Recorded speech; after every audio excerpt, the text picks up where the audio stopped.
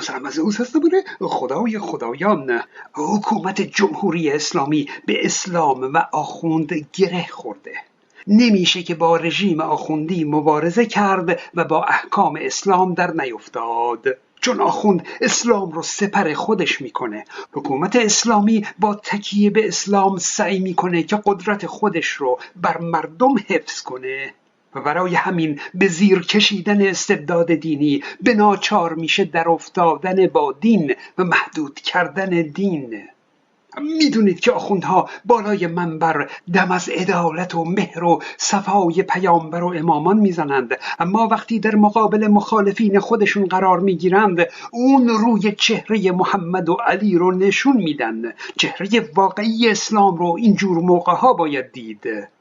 آخوندها در مقابل مخالفین خودشون روایاتی رو از زیر عباشون در میارن که پر از قساوت و وحشیگری است. در این روزها رژیم آخوندی 2 نفر از دستگیر شدگان انقلاب نوین ایران رو اعدام کرده. در توجیه این 2 اعدام من از 2 تا آخوند 2 تا حدیث مختلف در توییتر دیدم. پس از اعدام زنده یاد محسن شکاری به جرم بستن خیابون، آخوندی در توجیه جنایتشون روایتی رو توییت کرد که نوشته بود: آقا امیرالمؤمنین فرمودن اگر کسی به خانه مردم آتش بندازه و اهل خانه و وسایل خانه رو بسوزونه، حکمش اینه اول غرامت خونه و وسایلی رو که از بین برده ازش بگیرید و بعد اعدامش کنید. در متن حدیث اومده که فاحترقت الدار و احترق اهلها و احترق متاعهم. توسط کسی خونه ای سوزانده شد، آدمهای اهل اون خونه هم در آتش سوختند و اموالشون هم سوخت. در ادامه حدیث اومده که اون فرد قاتل که خونه رو با اهلش آتیش زده ازش غرامت خونه و وسایلش گرفته بشه و بعد او کشته بشه. این حکم امام علی بوده. حالا این آخوند این حدیث رو برای چی توییت کرده؟ برای اعدام محسن شکاری که دیگه نهایتش زیر شکنجه و بازجویی های قرون وسطاییشون ازش اعتراف گرفتند که او خیابان رو بسته و سطل آشغالی آتیش زده و حالا مثلا یک بسیجی رو هم مجروح کرده باشه. حالا بگذاریم از این که بسیجی اونجا آدم رهگذر که نبوده، با توم و اسپری فلفل و تفنگ ساچمه‌ای برداشته به جون مردم معترض افتاده دیگه، با هم درگیر شدن. حالا دیگه اون بسیجی زیادی جلو اومده و گیر مردم افتاده و کتک خورده و مجروح شده باشه. به هر حال این آخوند داره برای توجیه اعدام یک نفر که سطل آشغال آتیش زده از حدیثی استفاده میکنه که در اون مردی خونه ای رو با آدمهای توی خونش آتیش زده. بعد میگه حکم حضرت علی برای اون گرفتن غرامت و بعد کشتن او بوده. به به، این شده توجیه اعدام محسن شکاری از سوی یک آخوند. میخواد بگه که اگه ما اعدام میکنیم داریم به شیوه حکومتداری علی عمل میکنیم، داریم حکم خدا رو اجرا میکنیم. آخوندها اینن، ماهیتشون اینه، فریب مردم و مایه گذاشتن از اسلام، از دین مردم، ولو به دروغ. برای هر چیزی آیه و حدیث دارن. هر جنایتی رو که بگی با یک روایت توجیه میکنند، از تجاوز در زندانها تا اعدامها تا شکنجه های غیر انسانی تا مصرف مواد توهمزا برای نیروهای سرکوب تا هر وحشیگری که این حکومت برای حفظ قدرتش مرتکب میشه. آخوندها برای همشون آیه و حدیث دارند. دیگه نهایتاً اگه برای آتیش زدن سطل آشغال حدیثی برای مجازات کشتن نداشته باشند، به جاش از احادیث مربوط به قاتلها استفاده می کنند. کی به کیه؟ آخوندها از این کارها خوب بلدند. دومین مورد اعدام مجید رضا رهنورد بود. گفتن این دیگه مرتکب قتل شده و شاکی خصوصی داره. گفتن او 2 تا بسیجی رو کشته. او رو در ملأ عام با پخش اذان صبح به دار کشیدند. فکر کردن که دیگه حالا اون محسن شکاری قاتل نبود، کشتنش، اما توجیهی برای کشتنش نداشتند. اما این یکی که دیگه قاتل بوده، 2 تا قتل کرده. این رو هم کشتند تا محسن شکاری فراموش بشه و نقلها و گفتهها متوجه مجید رضا رهنورد بشه. خب اولا اگه شاکی خصوصی داشته و اگه در دادگاه حکم قصاص گرفته، خب هنوز 2 هفته از دادگاهش نگذشته که او رو اعدام کردید. خودتون همیشه دست کم 1 سال اعدام رو به تعویق مینداختید بلکه خانواده مقتول از خانواده قاتل رضایت بگیره. حالا 13 روز از دادگاه نگذشته او رو به دار کشیدید. این توجیهاتتون که این شاکی خصوصی داشته به درد خودتون میخوره. فقط میخواستید اعدام کنید تا مردم رو از ادامه اعتراضات بترسونید، اما کور خوندید. این حرکاتتون خشم مردم رو بیشتر میکنه. و آخوند دیگه‌ای برای این قتل مجید رضا رهنورد توییت دیگه‌ای زده و روایت دیگه‌ای رو از امیرالمؤمنینشون آورده. نوشته محاربی رو نزد امیرالمؤمنین آوردند، چوبی را رو به قبله برافراشت و محارب را به گونه‌ای که پشتش به چوبه دار و رویش به سمت مردم و قبله بود به دار آویخت. جسد او 3 روز بردار بود. پس از 3 روز امام دستور داد آن را پایین آورده و بر وی نماز خوانده و دفنش کرده. منبع حدیث رو هم گفته. در متن حدیث اومده که علی امر کرده که در حالی که اون محارب زنده بود او رو به صلیب بستند. این به صلیب کشیدن با اون اعدام با طناب فرق میکنه ها. این به صلیب کشیدن در قرآن هم اومده. روش پیامبر در صدر اسلام بوده. به همون شیوه که میدونید میگن عیسی مسیح رو به صلیب آویزون کردند تا بمیره، پیامبر و امامان هم اونجوری اعدام میکردند، به صلیب میبستند. حالا اگرم به اون شکل صلیب نبوده اما به چوبه داری میبستند تا اون فرد با عذاب در زیر آفتاب سوزان همچین آویزون بمونه تا زجر کش بشه و بمیره. و در ادامه روایت میگه فلما مات ترکه 3 ایام. وقتی مرد 3 روز جنازه او رو بر روی صلیب رها کردند. دقت کنید، نگفته که 3 روز طول کشیده تا بمیره، نه، بلکه بعد از این که مرده فلما مات ترکه 3 ایام. بعد از این که مرده 3 روز جنازه او رو بر بالای صلیب رها کردند. 3 روز در اون گرما جسد بو میکنه، ورم میکنه. بوی تعفن جسد بویی نیست که مردم عادی بتونن به راحتی تحملش کنند. من نمیدونم حاکمان صدر اسلام، اون پیامبر و علی و بقیه چقدر خوی وحشیگری داشتند که از بوی مشمئز کننده جنازه هم انگار بدشون نمی اومده. مردم بدبخت رو 3 روز با بوی تعفن جنازه رها می کردند تا بلکه مثلا درس عبرتی برای خود مسلمون ها بشه که یه موقع بر علیه حاکمان اسلامی حرکتی نکنند و محارب نشن. فلما مات ترکه 3 ایام ثم امر به فانزل فصلی علیه و دفنه. بعد از 3 روز امام علی امر کرده که جنازه ورم کرده و بو کرده او رو از بالای صلیب به پایین بیارن و بعد بر اون جنازه نماز خونده. به به. و بعد دفنش کرده. اول او رو زجر کش میکنند، بعد مردم رو با بوی گندش عذاب میدن، بعدش براش نماز میخونند. فصلی علیه. ای جونم به این اسلام. اسلام اینه، به همین بی منطقی، با همین احکام وحشیانه. باید این دینی که مملکتمون رو اشغال کرده بهتر بشناسیم. کانال های من رو هم فراموش نکنید. من زئوس هستم.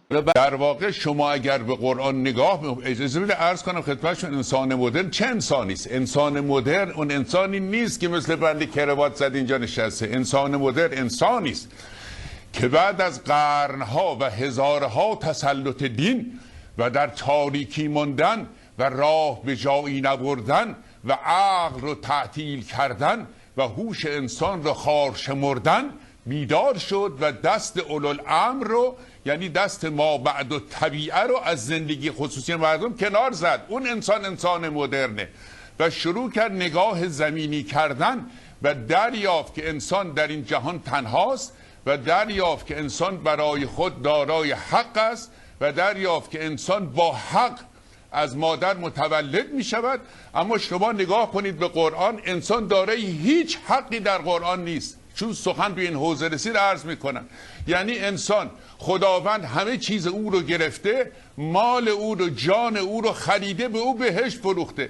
انسان فقط دارای تکلیف هست، هیچ حقی انسان ندارد در این قرآن. من اینجا خدمت شما 534 آیه در عدم تساهل و نفی مخالفین و تهدید مخالفین عقیدتی هست. 531 آیه در واقع در تحریض به قتل مخالفین و غارت مخالفین هست. ما در قرآن در واقع انسانی است خود فروخته که هیچ گونه چیزی جز تکالیف، انسان فقط دارای تکلیف است. یعنی در واقع خود انسان هیچ گونه اراده از خود ندارد، فقط وسیله فعلیت یافتن مشیت الهی است. انسان مدرن این چیزهاست که قبول نمیکنه. تا فقط کاری که انسان میکند میتواند تکالیف انجام بدهد، آیندهش هم فقط این است که به طرف آخرت برود.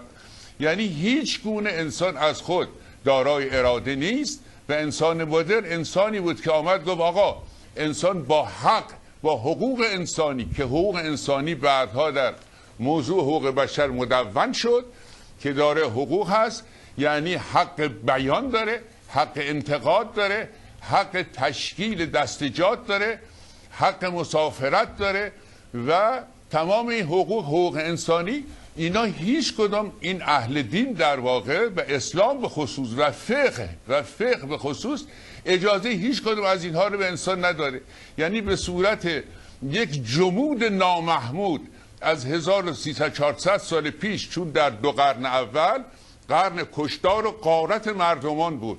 یعنی آدم تعجب میکنه این همه آیات در تحریض به قتل و گرفتن اموال و نفی غیر خود، که میدانید که در این قرآن کریم که قرآن اجدادی من بوده، گفت همه قبیله من عالمان دین بودن. ایشون تصور نکنه من اینجا کروات زدم نشستم حالا فرض کنید از اون فکولیا هستم که ایشون فکر میکنن.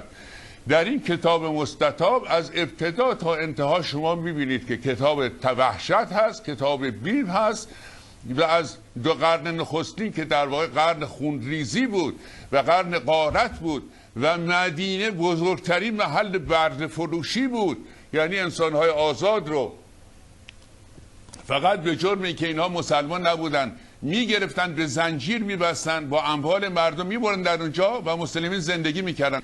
در تمام قرآن یک آیه در باب کشاورزی نیست، یک آیه در باب کار نیست، یک آیه در باب تجارت نیست، در حالی که 531 آیه در تحریض به قتل و کشتار هست.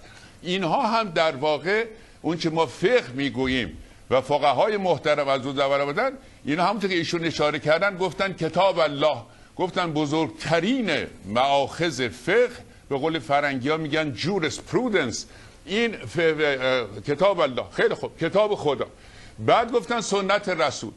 بعد دیدن که آقا این تشریف بر بالای جوامع مدنی بسیار کوتاهه، چیزی از این نیست. آقا همه قانون جزای اسلام در 2 صفحه نیست.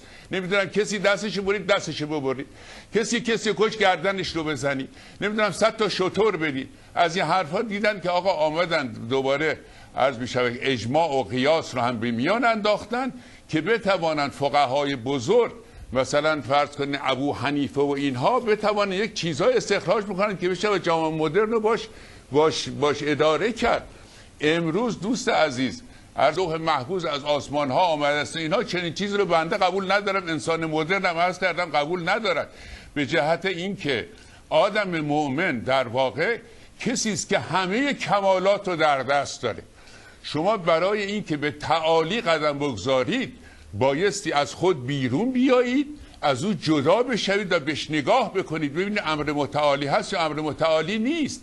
در واقع ما آدم های مسلمان به مدت 1400 اندی سال در همون جمودی که فقه و حدود اسلام برای معرفی کردی یک گام جلوتر نهادیم.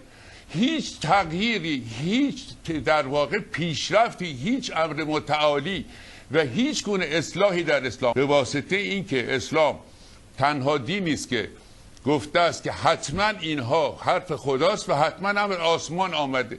دیگران چنین سخنها نگفتن، در واقع همونطور خودشون فرمودن. مثلا داستان تورات به طوری که ما فهمیدیم و گفتن 750 سال بعد از موسی خاخامای یهودی اون رو نوشتن. یا فرض بفرمایید که انجیل رو عرض کنن که شاگردان مسیح به هم نامه ها نوشتن، جمع آوری شد. تا این درجه در واقع باور به این که این یک چیزی از آسمان ها آمده و نمیشه در واقع در اون اصلاحی کرد، این سبب گرفتاری و بدبختی و درماندگی مسلمانان جهان هست. شما وضع مسلمان جهان رو نگاه کنید، شما در واقع اهمیت یک اثر، یک ایدئولوژی در پیامدهای اجتماعیش ببینید. شما ببینید یک جامعه خوشبخت مسلمان پیدا میکنید در جهان، وجود نداره یک جامعه آزاد مسلمان، یک کشفی، یک چیزی. حالا نفرمایید بگید ابن سینا، چون یک دوره بوده بر اثر ترجمه های یونانی اما این که ما اصرار بورزیم که این فقه عالی ترین و بالاترین و کامل ترین و جامع ترین هست و اسلام آخرین عقیده است که سعادت بشریت رو عرض میکنم که تضمین میکند و رستگاری انسان فقط در اوست و سایر ادیان آمدن که اسلام عزیز که کاملترین جامعترین بیاد، این سخن باطلی است. عرض بنده این هست و به همین دلیل هم هست که به هیچ وجه من اجباری هیچ اصلاحی میسر نبوده و در واقع این اندیشه به واسطه در واقع این نفوذ خدا بنابراین سبب شده است که در جوامع مسلمان اصولا این اندیشه که انسان میتواند منشأ عمل باشد از میان رفته. یعنی در واقع با یک حالت انفعالی و پسیوی ایجاد شده که به صورت جامد ما یک کشور ترکیه داریم در بین کشورهای مسلمان که زیر سایه یک آدم هوشیار و آدم‌های هوشیار توانسته اندکی گلیم خود را از این موج بیرون بره. بقیه ما در گرفتاری و بدبختی و قصاص و شلاق و اینا هم چیزهای آسمانی است. خب نمیدونم ازدواج با دختر 9 ساله و عرض می‌شود خدمت شما ازدواج با زن پسر و از این جور داستان‌ها، همه اینها رو ما به عنوان کتاب‌های اقوال آسمانی پذیرفتیم، اما وقتی نگاه می‌کنیم می‌بینیم از زمینی هم زمینی تر هست. این بود که عرض کردم که اجازه بدید انسان مدرن قضایا رو نمی‌پذیره.